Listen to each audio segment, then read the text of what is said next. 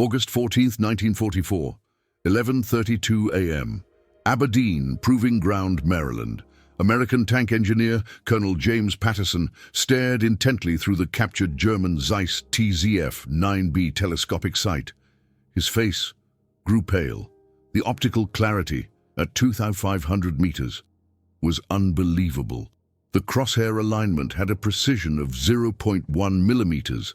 The stereoscopic range-finding system calculated distances in just 0.3 seconds. Patterson turned to his colleagues, uttering only 3 words. "We're amateurs." The American M4 Sherman had an effective combat range of 800 meters. The German Tiger, with this sighting system, achieved a 99.8% hit probability at 10,500 meters. This wasn't just a minor technical improvement. It was a completely different ERA of engineering. The Zeiss TZF 9B wasn't simply a telescopic sight. It was an integrated optical-mechanical computer system, calculating projectile trajectory, angular movement, distance, temperature, and air pressure. In real time, American tanks in 1944 still had manual sights dating back to World War I. The technological gap was immeasurable. It was absolute. Back in 1939, the German Ordnance Department recognized a fundamental problem. Tank battles were taking place at increasingly longer ranges. The speed of modern tanks meant that static target acquisition was obsolete. Precision wasn't enough. They needed dynamic precision calculation while in motion. Germany's best engineers received a direct order: create a sighting system that could hit a moving tank from a moving tank at a distance of 2 kilometers with absolute certainty. Zeiss, in Jena, took on the challenge. Dr. Alexander Smakula, head of optical research, had invented multilayer coating in 1935. This anti-reflective coating increased light transmission to 99.7%. For comparison, American optics of the time had only 73% light transmission. This meant that German sighting systems were still operational at dusk or in bad weather, while American tanks were practically blind. Smakula's coating was chemically revolutionary. Magnesium fluoride was vaporized in vacuum chambers at exactly 1,200 degrees Celsius. The vapor condensed on cooled glass surfaces with a deposition rate of 3 nanometers per minute. The temperature control had to be perfect. A deviation of just 2 degrees completely changed the optical properties. Zeiss had 12 specialized vacuum chambers, each calibrated for specific coating processes. The American industry in 1944 had exactly 0 vacuum coating facilities for optical applications. The TZF 9B, introduced in 1943 for the Tiger Eye, had 2.5x magnification, with a field of view of 26 degrees. That sounds unimpressive. Until you understand the integrated systems, the reticle had 32 different range markings. Each marking was calibrated for specific ammunition types: armor-piercing shell 39, armor-piercing shell 40, high-explosive shell 34. The gunner only had to read the distance and select the correct aiming point. The system automatically compensated for projectile drop. But that was just level 1. The TZF 9B was coupled with a coincidence rangefinder. 2 prisms with a 1.20-meter baseline created a stereoscopic image. The gunner turned a knob until the 2 images converged. The mechanism was so precise that distance was measured with plus 10 meters accuracy at 3,000 meters distance. American range-finding systems had a plus 200 meters error margin at the same distance. January 1943, Kasserine Pass, Tunisia. This was the first direct confrontation between American M4 Shermans and German Tiger tanks. The Americans went into battle with confidence. They had numerical superiority. 18 Shermans against just 4 Tigers. The battle lasted 14 minutes. All 18 Shermans were destroyed. Not a single Tiger was penetrated. The average combat range was 2,100 meters. American reports after the battle documented total dismay. Quote from the official U.S. Army report, "The enemy tanks opened fire at distances where we couldn't even identify the enemy. Every shot was a hit. Our feedback to our command was clear. We have no chance against this technology." General George Patton ordered an immediate technical analysis. A captured Tiger was shipped to Aberdeen Proving Ground. American engineers disassembled the sighting system, component by component. What they found shattered their understanding of precision optics. The TZF-9B had 14 separate lens elements. Each element was made from different glass types: BK7 borosilicate for objective lenses, SF5 heavy flint for correction lenses, LK10 lanthanum crown glass for eyepieces. These material combinations eliminated chromatic and spherical aberration completely. American optics used a maximum of 4 lens elements made from standard glass. The glass compositions were secret Zeiss formulas. BK7 contained exactly 69.13% silicon dioxide, 10.75% barium oxide, 15.23% sodium oxide, and 4.89% potassium oxide. The melting temperature was 1,523 degrees Celsius, maintained for exactly 48 hours. Each glass batch was analyzed spectrometrically. Deviations of 0.01% in the composition led to the destruction of the entire batch. Zeiss had a rejection rate of 34% in glass production. American optical glass manufacturers had a 3% rejection rate because their standards were so low that almost everything was acceptable. The lanthanum crown glass, LK10, was particularly critical. Lanthanum, a rare earth metal, cost around 240 Reichsmark per kilogram in 1943. A single TZF-9B needed 180 grams of pure lanthanum. With a production of an estimated 8,400 units between 1943 and 1945, that meant 1,512 kilograms of lanthanum. Just for tank sighting systems, Germany controlled most of the European lanthanum sources in Scandinavia. The Allies had virtually no access to this material during the war. The coating of each lens was perfect. Smokula's magnesium fluoride coating was applied in 12 separate layers. Each layer was exactly 127 nanometers thick. Deviation, 0 nanometers. American engineers couldn't even measure how this precision was achieved, but the real genius was the mechanical integration. The TZF-9B was hydraulically coupled to the gun mount. When the turret turned, the sighting system compensated automatically. When the tank drove over uneven terrain, a gyroscope stabilized the optical image. The gunner always had a stable, clear target image, regardless of tank movement. Colonel Patterson wrote in his classified report, "On August 19, 1944, we cannot replicate this technology. Our optical industry lags behind Zeiss by a staggering 15 years. Our mechanical precision simply doesn't reach German standards. Our engineers, they don't grasp the fundamental principles. We need German scientists and German manufacturing. The Zeiss TZF-9B, it was part of a larger system. Tiger tanks also had the TBF-2 rangefinder periscope for the commander. The commander, he could acquire targets and electrically transmit them to the gunner. The entire system worked in a closed loop.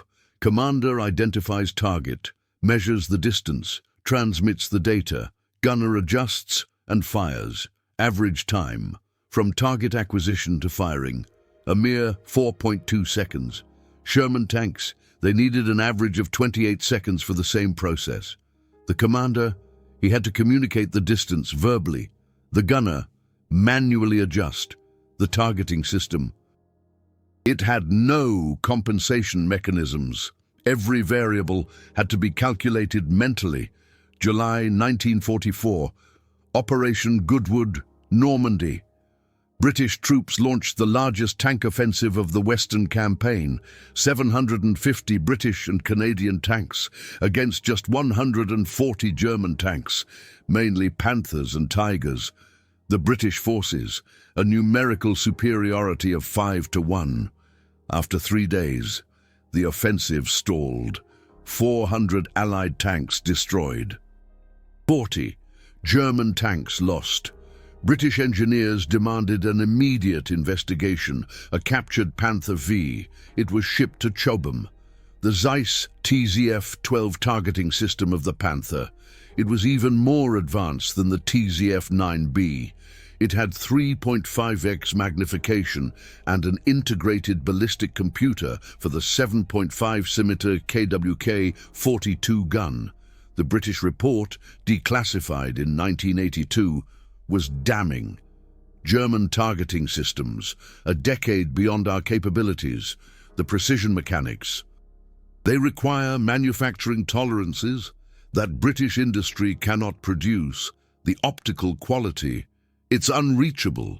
We recommend the immediate acquisition of German engineers and German production facilities after the war ends. This wasn't just military admiration. It was technical surrender. Zeiss, in Jena. It was more than just an optics company. It was the worldwide reference for precision optics. Since 1846, 4 generations of engineers had perfected glass smelting, lens grinding, and optical calculation. The company had its own research department with 400 scientists. The annual budget for research, it was larger than the entire optics budget of the American Army. Each TZF 9B, it needed 240 hours of hand labor. Specialized opticians, they ground each lens manually to tolerances of 0.001 millimeters. The coating, it took place in vacuum chambers. Under controlled conditions, quality control, absolute. Only 73% of all produced units passed final inspection. The remaining 27% were destroyed. The manufacturing process, it was extraordinarily complex. Zeiss employed 347 master opticians in the Jena factory, specialized in military optics. Each master had completed at least 12 years of training. The training began with 3 years of theoretical study in optics physics, followed by 5 years of practical apprenticeship, then 4 years as a journeyman under direct master supervision. These craftsmen, they were the elite of the worldwide optics industry. The lens grindings, it happened on special machines built by Zeiss itself. Each machine, it cost 45,000 Reichsmark, the equivalent of 2 luxury automobiles. The grinding spindles, they rotated at exactly 3,240 revolutions per minute, controlled by mechanical governors with a precision of 0.1%. The coolant, it was a special mixture of distilled water, glycerin, and polishing compounds, in an exact ratio of 73.19.8. The temperature of the coolant, it had to remain a constant 18.5 degrees Celsius throughout the entire 40-hour grinding process per lens. After grinding came polishing. Polishing tools, they were made of pitch, an organic material made from pine resin. The pitch, it was melted at 65 degrees Celsius and poured into precise molds. After cooling, it had exactly the right hardness and flexibility for glass polishing. American opticians, they used felt for polishing, which led to microscopic scratches that degraded optical quality. German pitch polishing, it produced surfaces with a roughness under 2 nanometers. Atomic smoothness. American mass production, it worked differently. Quantity over quality. M4 Sherman optics. They were assembled in 12 hours with tolerances of 0.1 millimeters. Quality control minimal. 97% of all units were accepted. The result? Targeting systems that were functional but never precise. September 1944. Aracourt, France. The famous tank battle. It demonstrated the technological gap perfectly. German Panther tanks. They opened fire at 2,300 meters distance. American Sherman tanks. They couldn't effectively return fire at that distance. They had to get closer, but closer meant into the kill zone of German precision. One American tank commander, Lieutenant Robert Early, he survived the battle. His testimony, it was recorded in 1945. We saw muzzle flashes. 2 seconds later, the tank next to us exploded. No warning and no missed shot. They hit on the first try.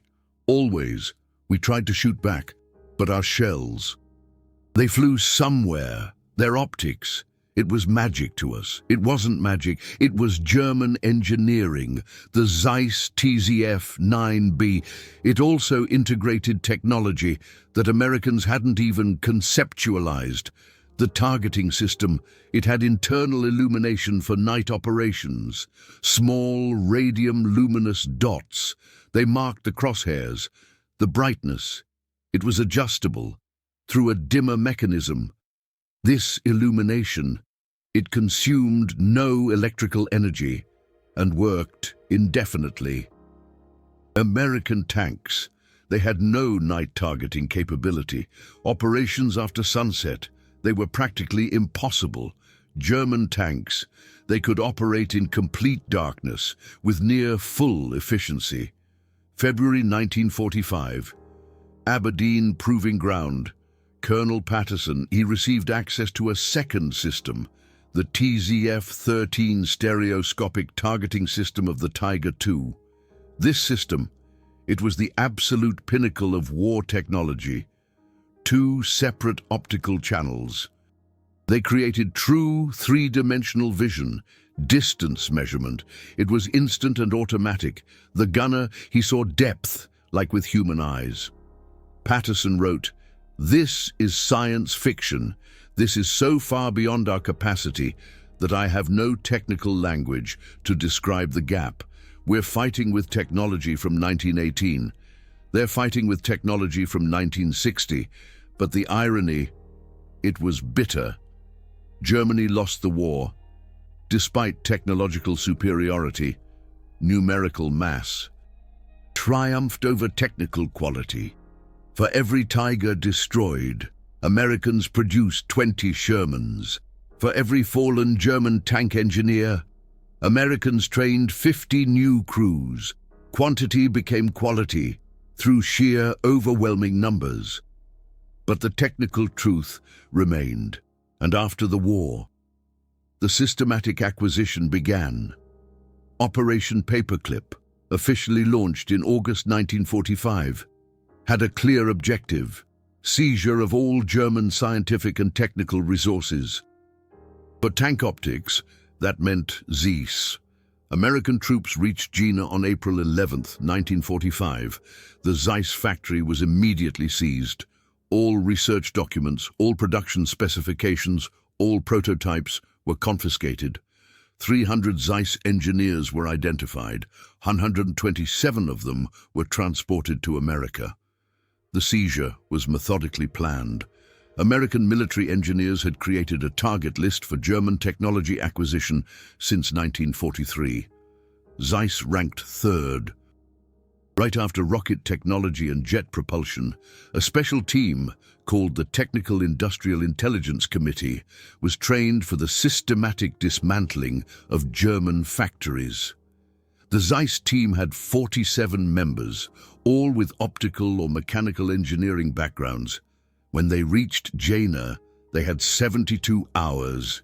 Thuringia, where Jena was located, was to be handed over to Soviet control according to the Yalta Agreement. In those 72 hours, the Americans had to extract everything. They worked non-stop. 89,000 technical drawings were photographed, 12,000 research reports were confiscated, 340 prototypes were packed, and the most critical machines were dismantled for transport. On April 13th, 36 hours before Soviet takeover, 23 military trucks with 18 tons of Zeiss material drove west. The Soviets reached Jena and found an emptied factory. They were furious, but helpless. The most valuable secrets of German optics were already in American hands. Dr. Alexander Smakula, the inventor of multi-layer coating, was brought to Rochester, New York. Bausch and Lomb, the leading American optics firm, gained access to his expertise. Within 2 years, Bausch and Lomb had implemented multi-layer coating. All American military optics after 1947 used Smakula's technique. The production facilities in Jena were dismantled. 2,400 tons of precision machinery were shipped to America. Micrometer grinding machines, interferometers, vacuum coating systems, glass melting furnaces. The entire industrial base of German optics was physically transferred, but machines without knowledge are useless. The real acquisition was the people. German engineers were forced to work in American military labs. Their knowledge was systematically extracted. Every detail, every manufacturing secret. Every mathematical formula was documented and Americanized. The result was visible in the 1950s. American tanks of the M48 generation suddenly had targeting systems with German precision. The optics were Bausch and Lomb, but the technology was Zeiss. The ballistic computers were American-built, but designed according to German specifications. Soviet forces did the same thing. The Red Army seized the Zeiss factory in Jena for 3 months before it was handed over to America. During that time, Soviet engineers copied everything. The entire Zeiss library was transported to Moscow, 50,000 technical drawings, 12,000 research reports, 4,000 patent documents. Soviet tank optics after 1948 were a direct copy of Zeiss systems. The TPD-249 telescopic sight of the T-54 was identical to the German TZF-12. The lens elements, the coating, even the mechanical construction were one-to-one replicas. British forces were no different. Barr and Stroud, the leading British optics firm, gained access to confiscated Zeiss documents. The No. 50 tank telescope, introduced in 1950 for Centurion tanks, was based on German technology. The entire modern tank optics of the Western world followed German design, from the American M1 Abrams to the British Challenger to the French Leclerc. Every modern main battle tank targeting system uses principles that Zeiss developed between 1940 and 1945. This is not speculation. This is documented history. The U.S. Army wrote an internal report in 1953. Modern American tank targeting systems are directly derived from German wartime technology. Without Operation Paperclip and the acquisition of German engineers, American tank optics would still be operating at 1940 levels. The technical gap was so vast that bridging it was impossible. They could only copy it, and that's what they did. Systematically. Completely, without shame. But the true legacy goes further than military optics.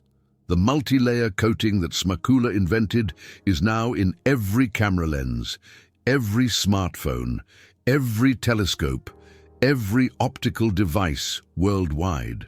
When you take photos, you are using German technology from 1935. The precise lens grinding technique that Zeiss perfected is standard in modern optics manufacturing.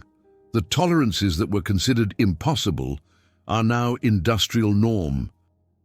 The stereoscopic targeting technology of the TZF-13 was a precursor to modern 3D systems. Virtual reality headsets, 3D cameras, modern military targeting systems, all are based on principles that German engineers operationalized in 1944. These technologies are not just history, they are in your daily life. From the glasses you wear, to the camera in your smartphone, to the targeting systems that protect modern militaries. German engineers of the 20th century laid the foundation of our optical world. If you appreciate these technical truths, support with YouTube's Super Thanks. Every Super Thanks allows me to dig deeper into archives, to digitize rare blueprints, to interview last eyewitness engineers. This technical history is disappearing. Documents are being destroyed. Eyewitnesses are dying. Help me preserve this engineering history before it's lost. Development continued after the war, but always on a German foundation. In the 1960s, the US Army introduced the M60 tank system. The telescopic sight was the M31C. The technical specifications of the M31C were nearly identical to the TZF 9B. 2.5x magnification, multi-layer coating, ballistic compensation. The difference was that it now said "Made in USA" on it. But the technology was made in Germany. Digital targeting systems arrived in the 1970s. Laser rangefinders replaced optical systems. Ballistic computers became electronic, but the optical components remained, and they remained German in design. The AN/VSG-2 tank thermal sight, introduced in 1978, used Zeiss lens design for the optical relay system. The engineers at Hughes Aircraft who developed it had access to all the Zeiss documents via Operation Paperclip. They copied the optical formulas directly. Modern main battle tanks, like the M1A2 Abrams, have targeting systems that achieve 15x magnification. They have thermal imaging, laser range finding, digital ballistic computers, stabilization systems. But the optical core elements, the lens system, the multi-layer coating, the mechanical precision, are all based on Zeiss technology from 1943. It's astounding. General Dynamics, the manufacturer of the Abrams, licensed Zeiss optics until 1985. After that, they produced them in-house. But to the same specifications, the technical DNA is unmistakably German. British Challenger tanks use Thales Optronics targeting systems. Thales acquired Barr and Stroud in 2000. Barr and Stroud had Zeiss technology since 1945. That acquisition transferred 60 years of German optical expertise into French hands. A legacy. German Leopard 2 tanks, ironically, still use Zeiss optics. But the modern Zeiss in Oberkochen is not the same as the wartime Zeiss in Jena. After the division of Germany, there were two Zeiss companies, Carl Zeiss Jena in the east and Carl Zeiss in Oberkochen in the west. The Western company cooperated with international militaries and regained access to its own confiscated technology. The irony is bitter. German engineers developed the technology. The Allies stole it, and now Germans buy it back as licensed technology from American and British firms. Talk about a full circle. But the level of recognition is minimal. Publicly, there's barely any acknowledgement of German contributions. Military history focuses on battles, not on technology. The engineers who created these wonders remain anonymous, unheard, unseen. Colonel Patterson's report from 1944 remained classified until 1989. When it was finally released, public interest was minimal. Nobody wanted to hear that American tanks were technically inferior. It didn't fit the victor's narrative. It ruined the story. But for engineers, the truth is more important than propaganda. The technical facts are irrefutable. German tank optics were superior. The Allies copied them. Modern systems are based on them. This isn't opinion. These are documented technical data. It's undeniable. The question is, why was Germany so far ahead? The answer lies in education and industrial structure. since the 19th century. Germany had a strong tradition of technical education. Engineering schools were prestigious. Industry invested heavily in research. Firms like Zeiss, Krupp, Siemens had research budgets that exceeded the entire economies of other countries. Unbelievable. Zeiss had an in-house university. Young engineers received 5 years of training before working on real projects. Research was long-term oriented. Projects ran over decades. That is dedication. American industry was short-term oriented. Quarterly reports determined investments. Research had to deliver quick results. Long-term fundamental research was rare, practically non-existent. This differing philosophy explains the technological gap. Germany built over generations. America tried quick fixes. When the war came, it became clear who had the better foundations. After the war, America transferred German philosophy, along with German technology. The Defense Advanced Research Projects Agency, DARPA, founded in 1958, was directly inspired by German research structures, long-term projects, with high budgets and little political influence. That was the German model, Americanized. The result is modern American technological dominance. But the roots are German, always. A modern M1A2 Abrams targeting system costs $4.5 million. It can identify targets at 5,000 meters and engage them at 3,500 meters. With a 95% first shot hit probability, that's impressive, but it's evolution, not revolution. The revolution was the Zeiss TZF 9B. In 1943, German engineers took existing optical technology and perfected it to a degree that was considered impossible. They integrated mechanical precision with optical quality in a system that worked under wartime conditions. They created something that 70 years later is still the reference point.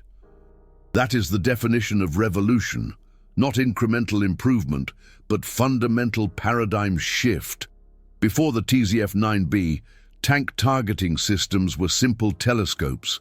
After the TZF-9B, they were integrated precision computer systems. Everything after that is refinement of that revolution. Modern thermal cameras, laser rangefinders, digital ballistic computers, all of that are add-ons to a system whose core was invented in Jena between 1940 and 1945. It's truly remarkable, and that knowledge is almost lost. The Zeiss archives were scattered. Documents disappeared into military secret archives of various nations. Engineers died without recording their stories. The factories where these wonders were produced no longer exist. They're gone. There's a moral question here.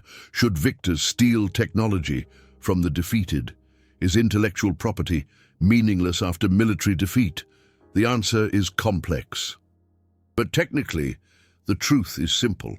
Without German optical technology, modern tank warfare would be fundamentally different. Without Zeiss innovation, we'd still be operating with technology from the 1920s. This isn't German propaganda. This isn't revisionism. This is technical history, documented in the own words of American and British engineers who analyzed German systems and capitulated to their superiority. Colonel Patterson wrote in his final report, in 1946, the greatest lesson of this war for American industry was humility. We thought we were technological leaders. We weren't. Germany was decades ahead. In critical areas, we won through mass, not through mastery. We must integrate this knowledge and adapt German standards, or we risk technological obsolescence in the future. That integration happened, but the source was forgotten. Today, most people believe American technological dominance. grew organically. They don't know about Operation Paperclip, about systematic acquisition, about copied German genius. This video is part of restoring that history, not for national pride, but for technical truth. Engineers deserve recognition, innovation deserves documentation, history deserves honesty. It's the right thing to do. Which German targeting system impressed you the most? Many commenters have grandfathers who worked on this technology. Some have found original documents in family archives. Let us know in the comments below. Others have uncovered connections to Zeiss engineers. Share your technical discoveries. Every comment, every contribution is a piece of this engineering puzzle. Together, we can preserve what official history might otherwise forget.